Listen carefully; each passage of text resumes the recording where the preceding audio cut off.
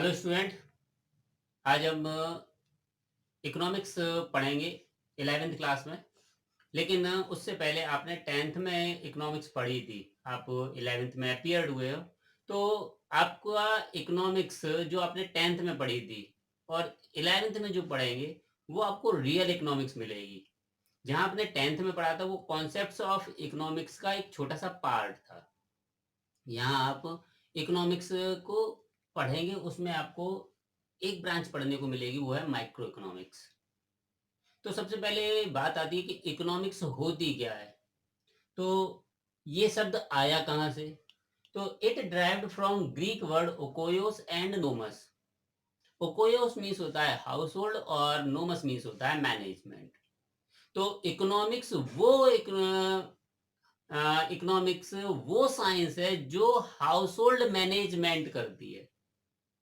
यानी कि एक हाउस होल्ड के पास जो लिमिटेड रिसोर्सेज होते हैं। अब ऐसा तो है नहीं कि किसी के पास अनलिमिटेड रिसोर्सेज होते होंगे, वो जो चाहे वो कर सके। ऐसा तो नहीं पॉसिबल है। तो हर एक व्यक्ति के पास लिमिटेड रिसोर्सेज होते हैं, चाहे वो वर्ल्ड का सबसे रिचेस्ट पर्सन क्यों ना हो। रिसोर्सेज के मामले में वो इतना लकी नहीं हो सकता कि उसके पास अनलिमिटेड क्वांटिटी में रिसोर्सेज हों। तो हर एक व्यक्ति के पास लिमिटेड रिसोर्सेज होते हैं। उन लिमिटेड रिसोर्सेज में वो व्यक्ति अपनी अनलिमिटेड वांट को कैसे सेटिस्फाई करे, ये इकोनॉमिक्स में हमको सीखने को मिलेगा। तो in short economics is related to money. तो all the matters related to money is a part of economics. अब कौन कौन से मनी से रिलेटेड कॉन्सेप्ट हैं? वो है आपका कंजम्पशन है। अब कंजम्पशन क्या होता है? जब हम किसी भी कमोडिटी को परचेज करते हैं, किसके लिए? सेटिस्फेक्शन के लिए, वो आपका कहलाता है कंजम्पशन। जब हम किसी प्रोडक्ट को प्रोड्यूस करते हैं, किसके लिए? अपने अर्निंग प्रॉफिट के लिए, वो कहलाता है प्रोडक्शन। फिर आता है डिस्ट्रीब्यूशन। जो गुड्स प्रोड्यूस की गई हैं, अब वो किस लिए प्रोड्यूस की गई है? To distribute the person among the various person of the society. अगर ये गुड प्रोड्यूस करने के लिए आपको क्या चाहिए? इन्वेस्टमेंट चाहिए। तो इन्वेस्टमेंट क्या होता है? इन्वेस्टमेंट होता है increase the stock of capital. क्या करता है इन्वेस्टमेंट? ये करता है जनरेशन ऑफ इनकम, एम्प्लॉयमेंट। तो ये आपके रिलेटेड टू मनी मैटर्स हैं। वैसे एक ह्यूमन दो प्रकार की एक्टिविटी करता है, एक इकोनॉमिक एक्टिविटी करता है और एक नॉन इकोनॉमिक एक्टिविटी करता है। तो वो एक्टिविटी जो मनी से रिलेटेड है वो इकोनॉमिक एक्टिविटीज हो गई, और जो मनी से रिलेटेड नहीं है वो नॉन इकोनॉमिक है। जैसे अगर मंदिर जाते हो, गो टू टेम्पल, इसमें कोई पैसा खर्च नहीं होता, तो ये किससे रिलेटेड है? नॉन इकोनॉमिक एक्टिविटी से रिलेटेड है। आप भीड़ में नारे लगाते हो, उसके लिए कोई पैसे खर्च करने की जरूरत नहीं है, तो ये नॉन इकोनॉमिक एक्टिविटी है। आप सोशल वर्क करते हो, इसके लिए कोई पैसे खर्च करने की जरूरत नहीं है, नॉन इकोनॉमिक एक्टिविटी है। घर में महिलाएं घर के हाउस होल्ड वर्क करती हैं, इसके लिए उन्हें कोई रिवार्ड नहीं दिए जाते, तो वो नॉन इकोनॉमिक एक्टिविटी है। लेकिन अगर कोई मेड आपके घर में आकर वही वर्क करती है, तो फिर वो इकोनॉमिक एक्टिविटी है। क्लियर हो गई बात? अब इकोनॉमिक्स का जन्म कब हुआ? इकोनॉमिक्स का जन्म हुआ 1776 में। और फादर कौन थे? The father of economics is Adam Smith. उन्होंने अपनी book an inquiry into the nature and the causes of the wealth of the nation, इसमें सबसे पहले इकोनॉमिक्स टर्म का यूज किया। और उन्होंने बताया कि all the economic problem can be short out with the help of creation of money. यानी कि ये वो समय था, उस समय में बहुत तेजी से इकोनॉमी डेवलप करने के कगार पर थी। तो बहुत सारी समस्याएं भी आ रही थी, और उन समस्याओं का समाधान एडम स्मिथ ने क्या बताया? Creation of wealth. वेल्थ को क्रिएट कर दो, समस्याएं सॉल्व हो जाएंगी। जैसे पॉवर्टी है, अनएम्प्लॉयमेंट है। जितना ज्यादा पैसा होगा उतनी ही पॉवर्टी रिमूव होगी, जितनी पॉवर्टी रिमूव होगी उतना ही एम्प्लॉयमेंट बढ़ेगा।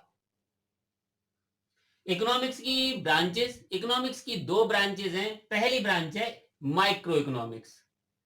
तो the term micro derived from Greek word mikros, MIKROS, mikros. तो माइक्रोस मीन्स क्या है? स्मॉल। और आई यहां क्या है? आई का मतलब है इंडिविजुअल। तो जो इंडिविजुअल यूनिट है किसकी? माइक्रो इकोनॉमिक्स की, वो इकोनॉमिक्स की जो इंडिविजुअल यूनिट है वो माइक्रो इकोनॉमिक्स है। जैसे अब डेफिनेशन देख लेते हैं। It is that branch of economics which studied individually और small unit of an economy. Scope कौन कौन से? Theory of demand. डिमांड क्या होती है? जब एक कंज्यूमर गुड्स और सर्विसेज को परचेज करता है, किसके लिए? अपने सेटिस्फेक्शन के लिए, तो वो कहलाती है डिमांड। Theory of production. एक फर्म, यहां नोट करने वाली बात है, एक जरूर होगा, इंडिविजुअल जरूर होगा।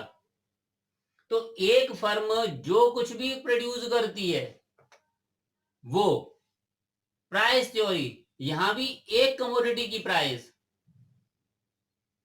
वो आपका सारा का सारा पार्ट बनेगा किसका? माइक्रो इकोनॉमिक्स का। नेक्स्ट है मैक्रो इकोनॉमिक्स। तो the term macro derived from Greek word makros. Makros की स्पेलिंग MAKROS, मैक्रोस। मैक्रोस का मतलब होता है लार्ज। तो डेफिनेशन क्या है? It is that branch of economics which studied economy as a whole. तो यहां जो ए वर्ड है, ए का मतलब है एग्रीगेट, और एग्रीगेट का मतलब क्या है? लार्ज। तो जो इकोनॉमी की लार्ज यूनिट की स्टडी करे वो मैक्रो इकोनॉमिक्स है। अभी मैंने आपको बताया माइक्रो में इंडिविजुअल स्टडी करेगा, मैक्रो में सबकी स्टडी करेगा, ऑल यूनिट्स ऑफ इकोनॉमी। वहां किसी एक की इंडिविजुअल कर रहा था, यहां सबकी करेगा। तो इकोनॉमी के जो भी इकोनॉमिक एक्टिविटीज हैं, सारी की सारी इकोनॉमिक एक्टिविटीज, उन सबकी स्टडी करेगा मैक्रो इकोनॉमिक्स। स्कोप कौन कौन से हैं? Theory of national income. अगर एक व्यक्ति की इनकम है तो फिर वो हो जाएगा माइक्रो कॉन्सेप्ट, और कंट्री की इनकम है तो फिर वो हो जाएगा मैक्रो कॉन्सेप्ट, यानी कि थ्योरी ऑफ नेशनल इनकम। फिर है theory of income and employment.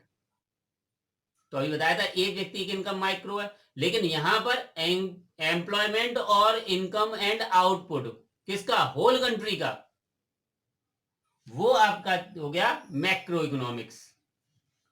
Union budget या गवर्नमेंट बजट। अगर कोई फर्म अपने लिए बजट बनाती है, एक फर्म, तो वो माइक्रो कॉन्सेप्ट हो जाए। लेकिन कंट्री के लिए बन रहा है, सारी प्रोडक्शन यूनिट के लिए बन रहा है, सारी एक्टिविटीज को कंट्रोल करने के लिए बन रहा है, तो फिर वो हो जाएगा मैक्रो कॉन्सेप्ट। इसके बाद है balance of payment. Balance of payment क्या होता है? बैलेंस ऑफ पेमेंट, अभी वैसे आप अकाउंटिंग में पढ़ेंगे बैलेंस शीट। एक कंट्री के जितने भी खर्चे और उसकी इनकम का जो लेखा जोखा है, यानी कि अकाउंटिंग है पूरी होल कंट्री की, उसमें जितने रिकॉर्ड किए जाते हैं, ट्रांजैक्शन रिकॉर्ड किए जाते हैं, वो कहलाता है बैलेंस ऑफ पेमेंट। तो एक कंट्री की बहुत सारी इकोनॉमिक एक्टिविटीज के ट्रांजैक्शन नोट करने के लिए जिस डॉक्यूमेंट की जरूरत पड़ती है, जिस अकाउंटिंग की जरूरत पड़ती है, वो कहलाती है बैलेंस ऑफ पेमेंट। तो इस में आपको इकोनॉमिक्स क्या है, इकोनॉमिक्स की ब्रांचेस क्या है, उनके बारे में मैंने बात की। होप आपको ये समझ में आया होगा। और अगर आपको ये चैनल अच्छा लगता है, आपको मेरा पढ़ाना अच्छा लगता है, तो आप मेरे चैनल को शेयर और सब्सक्राइब जरूर करें।